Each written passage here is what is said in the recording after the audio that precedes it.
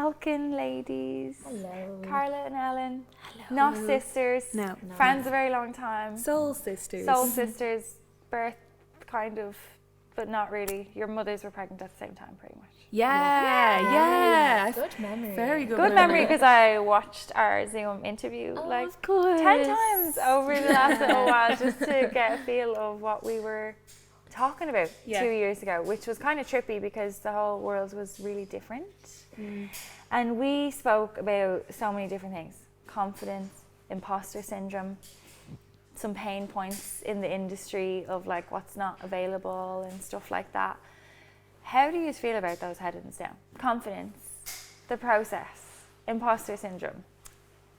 I think, like, for me, it's really interesting. We were speaking earlier about how, like, we've had the break between, you know, starting this project and now we're here. And I think, like, the confidence that I think the two of us have now is, like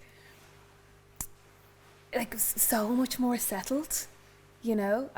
So, yeah, I don't know. Do you know what I mean? Yeah, I think we've Ellen. grown up. Our tiny mic, we share everything, so this has to be done.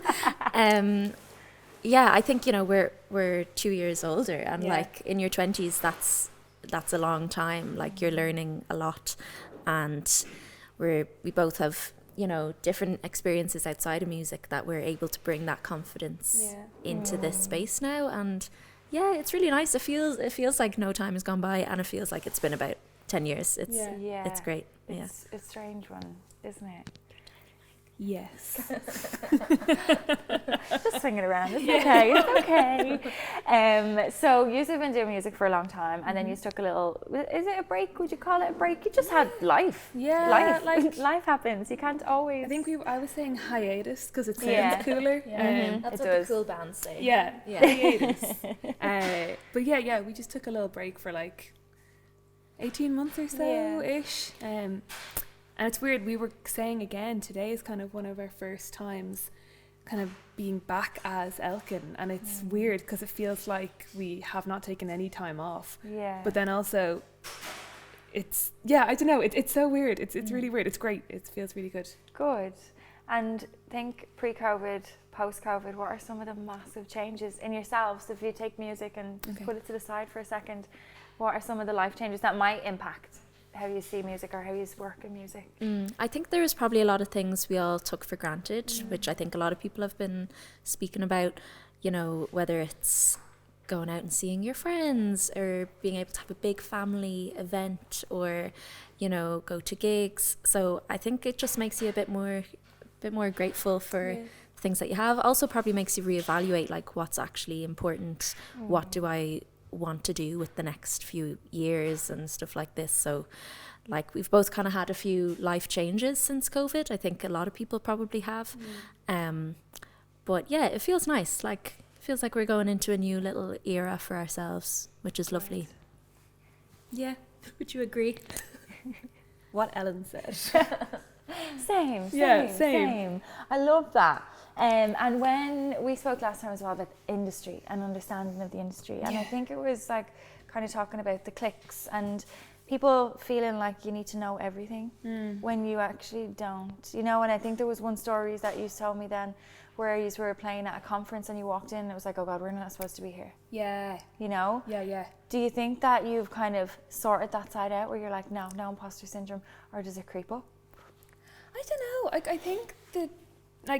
I think the two of us have really been speaking a lot kind of between us lately on like we've been reflecting a lot on how we used to run ourselves as a band, and now I think we've kind of stripped a lot of that back. So I think it feels like we're kind of starting fresh. So in that way, I feel like we would go into those situations but kind of just a kind of complete fresh head and a new confidence. And I don't know, I think as well, like we are that little bit older now, and we've kind of, I don't know, like we've seen some things in the music industry and you see like everyone's kind of just making it up as you go along. So actually it's fine. Just walk into the conference. No one cares, you know? Like everyone feels the same way probably. Everyone walked in that day going, oh, I don't know. So let's just all say that and then move on. Yeah, I think it's like just strip it back, take it back to basics. It's just, I don't know. Yeah, no, you're right.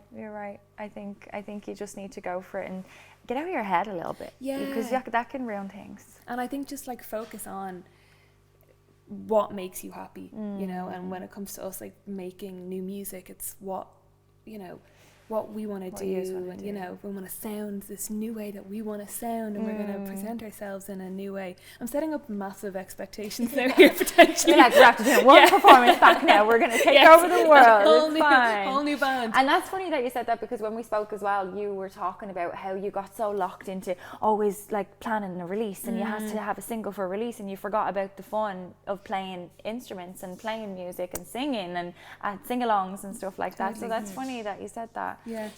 Back then, and then kind of dipping into it now.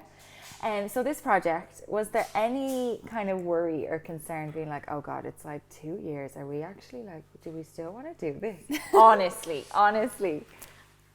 I think we both had like other things on that weren't music, that we almost like, it wasn't even in our world at that time. So it was it was like a pleasant like surprise when it came back up again, and we were like, oh, like this is actually making us think so much more now about what we want to do now with music, because we didn't have anything coming up.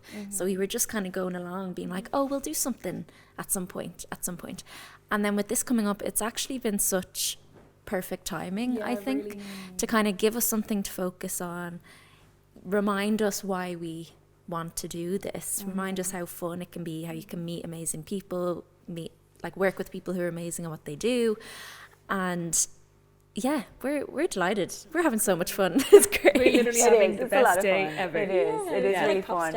Yeah. And although it was years ago, I feel like, oh God, it wasn't that long ago when we were having our little sessions. It really Camden doesn't seem that long ago. No. And it was weird actually. I was like really excited to hear the song, because I just remember that day so well, and it was like very similar to today. It's just like a room full of people who really want to be there and who want to like make really cool art and make really cool, you know, a piece. So when we heard the track again after so long, I was kind of nervous. I was like, oh, like, what's my voice going to sound like? What are we going to, and then I heard it and was like, oh, that's actually pretty damn good. It is. You know, it's not to blow our own trumpets. It is a bop. And the strings are amazing. Like Theo's arrangement Theo is amazing. It with the strings on this project. Like, unbelievable. There you go, Ellen. Thanks. Sorry. Okay, that's all I have to talk about. Nice. But I am really happy that you were on this project. I do think that timing, it's the perfect timing. I don't think it could have been any other time.